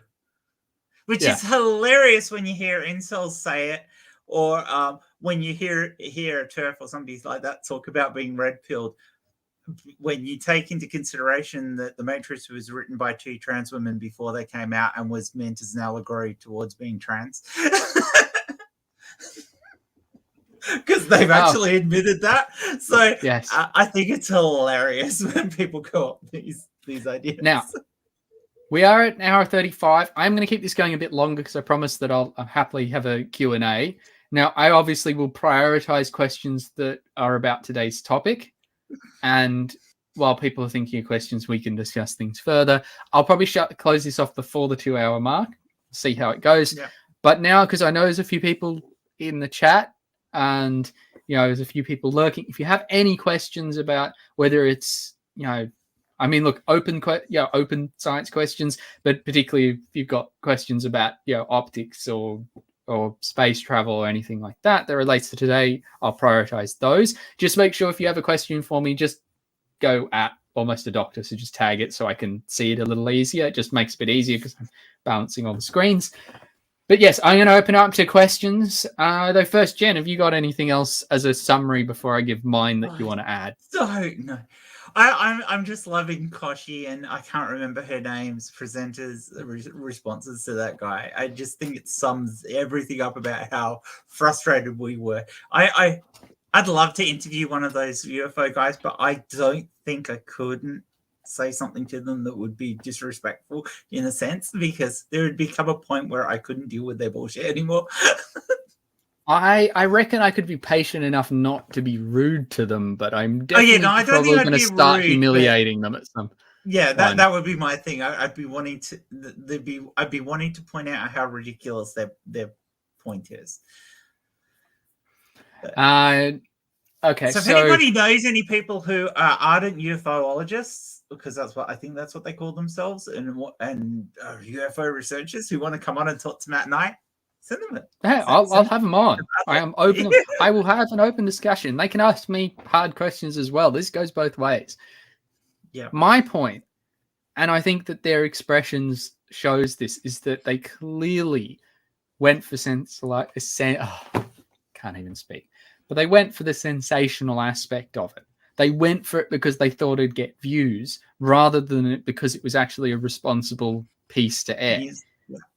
Because you can, I would say by their expressions, and I'm not going to I don't want to make too many assumptions about what goes on behind the scene because we don't have evidence for it, but it appears that it looks like that they were forced to do this interview for the sake of getting an interesting story, even though they knew it was all nonsense. But people will buy into it, and it portrays a misleading perception of how investigations work. And so there is a sinister side to it, that it helps perpetuate bad science. Just going back to my intro, as funny as it might be to laugh at these, there is that serious side that this is not how we investigate the world. You need to be more careful. When you draw conclusions that are based on, as we saw today, that could be emotional, that were just out of curiosity, or from not having the necessary skills to do proper scientific research. And I am using the word science as a method, not a thing. It's not something that anyone, including, I don't consider myself a scientific expert yet. I'm working on it. Maybe one day I'll be considered that, but it's not an easy thing to do. No one has it, but it is a method. And hey, Brainbug. Yes. Hey, welcome. So I guess my closing statement is that we have to be really careful. Yes, it's good fun to laugh at these, but I would really like to call for more responsible stories, more responsible journalism. I am not blaming any of the presenters today, because it looks like at least a few of them may not have been doing it willingly. I think they were given the story. I honestly think I would thought it'd be a good laugh. See how it goes. But anyway, I'm not going to labor that point anymore. So yes, Brainbug, we are talking about UFOs. Hopefully we can still entertain people. We have finished that one. So yes, if people have questions, please pop them in. I know we've got one from Mark Caesar, and we'll get to that in a moment. And Bree did a brilliant video a few hours back about dinosaurs in the. Well, I'll have to check that. Dinosaurs with the Israelites, I think it was titled. Is that right, Bree? But yeah, which is another one of those weird things where people were mistaking camels and other animals for dinosaurs. They got these pictures of people riding on the back of these things that people are claiming to be dinosaurs, and yet the person's like only about a third the size of what's supposed to be a dinosaur. They're riding on a camel. They're not on a dinosaur. Yeah. Anyway, because I do really like some of the brain bug streams. Sorry, I'm failing to talk right now. But unfortunately, just often at the wrong time for me. Yeah, I'm not. Otherwise, asleep, I would join more. I caught more. a bit of that one, so that was awesome. It was what 3, I think 2 in the morning, like 1, 2 in the morning. Just after midnight for me, so yeah, it was pretty late. No, so it would have been about 3 a.m. I got to bed way too late. Though, again, if you ever want to, I've Brainbag made you a moderator if you ever want to add links in. The alleged sauropods in a 16th century painting called the Suicide of Saul. Oh, yeah, I've seen some of those.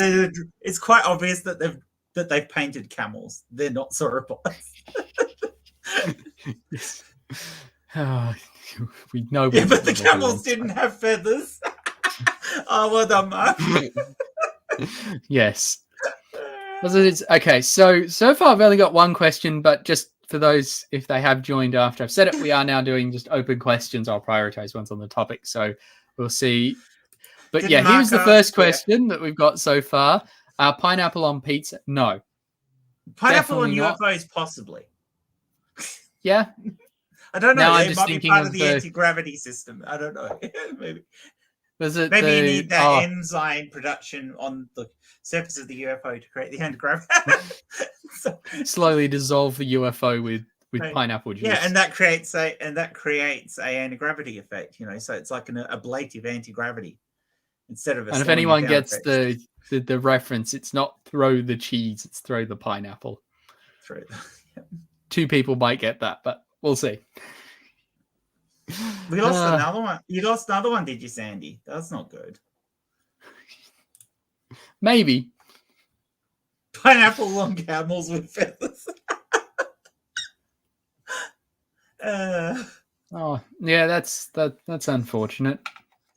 Well, I thought so with you, and I know our numbers here have shot up over the last month, where we don't actually know the accurate number at the moment, but the estimates are about 100,000 a day in our state.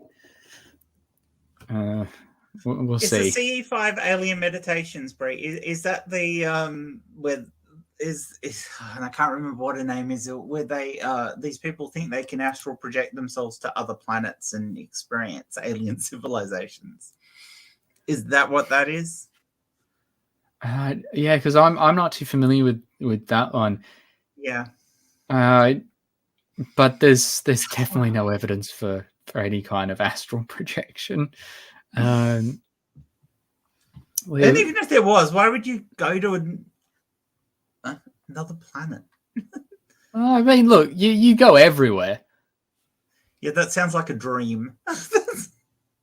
Yeah, and a lot of and though one thing I can comment is that a lot of the so-called alien encounters, particularly with the abduction type, and it actually goes very similar for a lot of demon and demonic possession as well, is they often occur roughly either early in the morning or in the evening, right before or after people have gone to sleep.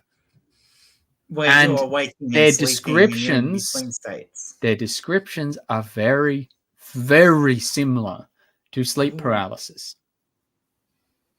So a lot of these... You should join Matt and I one morning, and we should go through some of her stuff, because I have seen some of it before, and it is it's crazy. Yeah, I'd be more than happy to join for a video on that, or even help host it. So yeah, I'm sure we'll have a few topics, because I will be doing more live streams. Not all of mine will be will be debunks. Yeah, I'll decide what next week is. Yeah, so you end up with sleep paralysis and waking dreams, and that does happen when you're close to sleep. It's where you can end up with vivid dreaming. There are actually chemical ways to induce sleep paralysis on people who are currently awake. Sorry, this is a slight side note, but while I remember, I'm actually going to start a poll for this. But I'll put a poll in the chat for people, so you don't need to type too much in. I am thinking of tackling a couple of videos that do the microwaves are evil type stuff, because that's radiation and that's my field. Well, like electromagnetic radiation, I do understand that one fairly well. Like as Mark says, when you're driving on long stretches or you're tired, you can actually go into a semi-automatic mode of driving, which is really, really dangerous, because you're not totally aware of what's going on around you. And it's almost like I've actually experienced this driving between where I am Albany, where I am in Mount Barker, and down to Albany, where I've been not overtly tired, but just on that cusp of tiredness, and not remembered half the trip. No, I know I drove it, but I don't remember it because I was almost on automatic driving, and you should never be like that. That's not a good way to be. And it is a dangerous thing because we're not aware we get like that and we keep going. So it's one of the things where if you do long drives, you probably shouldn't be doing them on your own. Because I try not to be aware. I find the difference between at night if I'm on my own or if I've got someone is huge. But I often do. They're not super late, but they're often decently late night for coming home from work because I'll be at uni well after peak hour. So I'll often come home even in summer in the dark. I have done pretty late nights before, but normally it's all right because I'm not super tired or I'll have a tea. But it is very different to if I have someone there.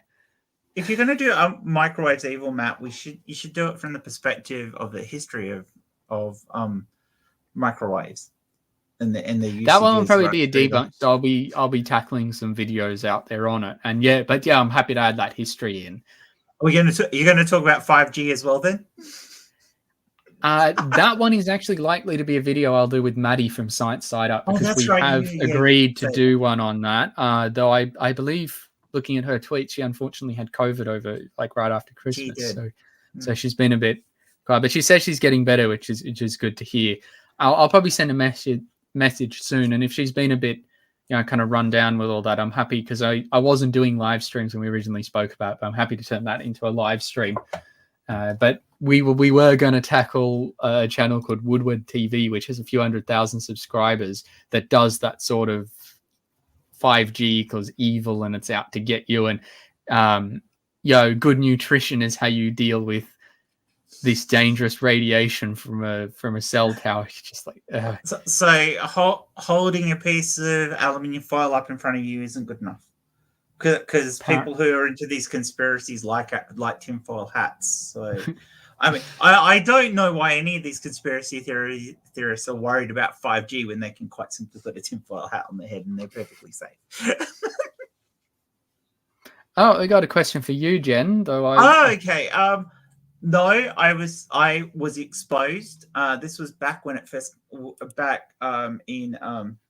2020. Early on in COVID, I was exposed to people who were exposed, so secondhand, and I had to go because we were early on in the stages of it. I had to go into isolation until she got back her results because she was actually working in a hospital and got exposed, and because I'd spent an entire day with her after her exposure. It was like, you're going into isolation until she gets her results. But I didn't actually have to have a test because unless hers came back positive, but she came back negative. So once hers came back negative, I was fine. I was allowed out. But I was in isolation for a week because it was back when it took about 5 days to get the results. Thank you, Brain Bug. I love that.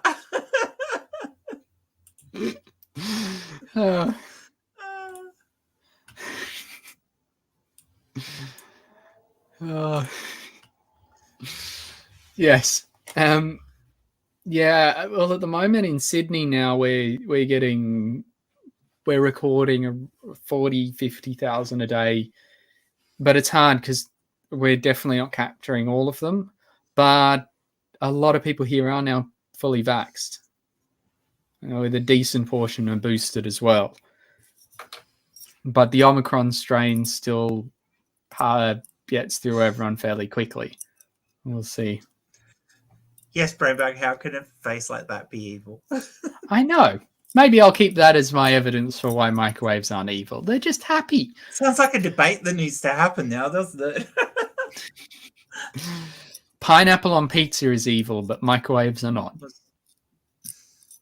Warming up pizza in a microwave is kind of evil too. That is. I prefer using sandwich press. You're going to reheat pizza. Yeah, it does a good job. Pizza crispy. Yeah. Yeah. Microwaves are useful, but they actually one of the most effective methods for not destroying nutrients in your food. They're actually better than stir frying or boiling. The only method I think they've been recorded to be worse than is steaming. Steaming's the only one that keeps more nutrients. Okay, Mark's asked a new question, and I think this is actually something that Matt and I are considering doing as one of the, either on my channel or on his channel, as a stream. This one? Yeah. Or was it an early one I've missed? Oh, yes. Can you imagine the drives that would be needed for interstellar travel? Are we close to anything like that? It depends by how you define close. Theoretically possible with currently existing technology is a yes. If you're talking about getting to, say, like the Alpha Centauri system. I'm sorry, I'm failing my words today. Alpha Centauri. Yes. I know how to say it. I was just failing to say it. I noticed that. Talking too long. If you were trying to get to Proxima Centauri. Yes, which is the closest star of that system. Yeah. We can do it theoretically with a Project Orion, so a nuclear bomb powered space flight. I do mention that briefly at the end of that video. So yeah. And so we can use that we probably have a technology to launch a more conventional rocket, but it wouldn't be pleasant. It wouldn't be comfortable. And we don't actually know what the long-term implications of interstellar travel are yet because we don't have the information to address it. The more likely things in terms of making the time scales practical, because it'll take nearly 100 years to get there, even with Project Orion. We could do it faster with a solar sail, but I have a big problem with solar sails in that you're meant to power them with a laser, but lasers diverge. They don't stay in a narrow beam, so your actual pressure You can speed up for only about the first year. After that, the laser's pointless. And the size of the laser you need to be able to do this. So Isaac Arthur does some brilliant streams on this. And he was talking about the problems of the laser sail. We would actually have to do an engineering project about getting to Proxima Centauri. So it would take well over a century, because we would have to sail out to a certain area within space, build a great big nuclear powered laser there so that you can fly from here to the next station, which then pushes you the next section. And then you build another station, and then you build stations that face the opposite direction so you can slow down as you get closer. So basically you're building this great big laser highway through space to get to where you want to go. And then you've also got the problem that everything within the solar system is moving. And they're all moving in slightly different directions. So Proxima Centauri is slowly getting further and further away from us and at a slightly different angle to us. So over the hundreds of years it takes to make this, you're also still going to have to be adjusting them and eventually adding in new things. So laser light sails are great for scooting around the solar system. They are not so great for interstellar travel. We would probably, to make it practical, need human something interstellar travel. They're a great way to send probes, because you can get the probe really, really, really fast, really, really quickly, and not worry about slowing down, because you can just take pictures as you go through the other solar system.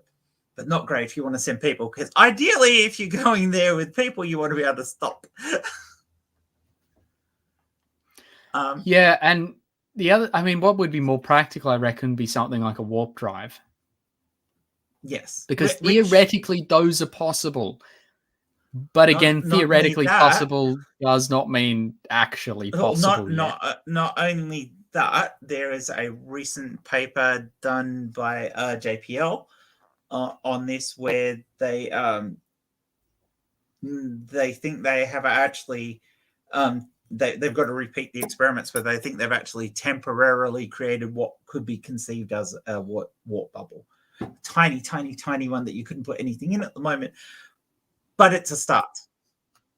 And it might take 50, 60 years to get from that to something you could put a probe in or people in or whatever else. But it's a conceivable start. But it doesn't be confirmed that they've achieved that. Maybe it's one of those. When we do the stream on it, we'll actually dig out all this stuff and talk about it in detail. But should be interesting. Yeah. There was I also noticed. I just wanted to make mention of that one while we're talking about. Yes, that one. The Solar Parker probe, because I get why people were excited about this, but I also found the headlines for this to be really annoying from my perspective. This whole thing of we touch the sun. We are always touching the sun. The sun's extent of its outer corona can actually reach the outer solar wind actually reaches us. That is us touching the sun as far as our planet goes. This is why we have auroras and things like that. We are constantly touching the sun. Every time we send a probe into space to collect particles, we are collecting solar particles, because that's the majority of the particles that are in our solar system. The fact that we got this close is really, really impressive, but I hate the fact that they called it touching the sun, because effectively other solar probes that we've sent out there have done the same thing. So I think it was more a press releasey thing than it was a major achievement thing. Yeah. There are many other things about Park Solar Probe that I was way more the Park Solar Probe that was way more important and impressive to me than that whole we touch the sun. I'm sorry, Brie, to shatter your excitement, but it's how I felt about it. Yeah, it was. I think it was, for me, more of that we actually got close enough to take measurements that are really useful to us. Yeah, but we'd achieved that. But anyway, so it wasn't about touch the sun. It was fast. It's the fastest object man-made object ever. Yes, I'm plugging another one of my videos. But that's a more impressive statement than we touch the sun.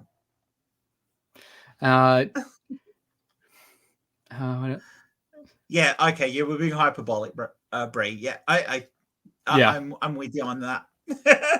Although, also, and yes, laser highways through space sound cool.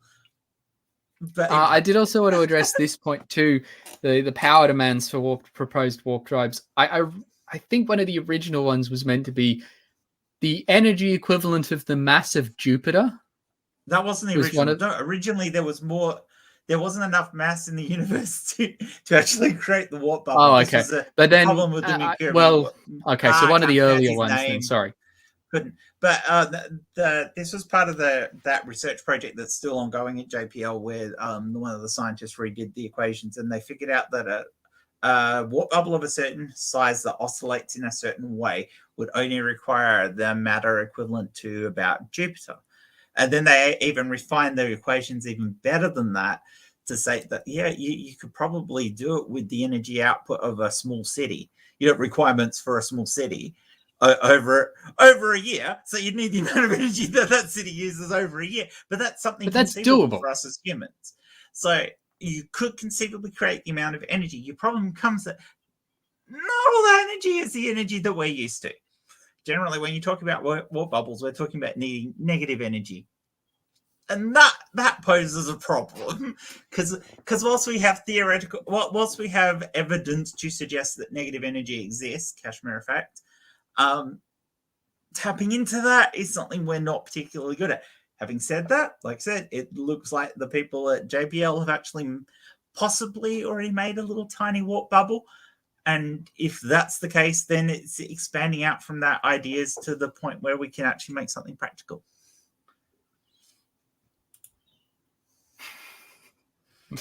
The hubbly bubbly. Depends what you put inside it. Yeah. Yeah, Gili.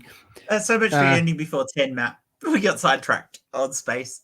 But we will be doing a stream about this. We're hoping to have we can have Tess on again for that, because I would love to reach out to Isaac Arthur and see if we could get him on just to have a discussion with him about it, because it's his passion, this sort of stuff. So but I wouldn't guarantee we'd get somebody like Isaac Arthur on. You can only but try. But you can only but ask. Yeah, that's right. So I think on that I'm going to finish up soon, because we have reached the 2-hour mark, and I don't want to keep people too long. But hopefully everybody has enjoyed that. Oh yeah, Bree's right. Laser Highway does sound like another movie. 10% to Matt and I. It's part of that whole plot we were doing before about the young teenager alien who gets on the laser highway and scoots his way to Earth because we on Earth don't realize there's this laser highway, and comes down here to buzz people and annoy them, and then flies back home and then gets in trouble with his dad because he stole his dad's ride.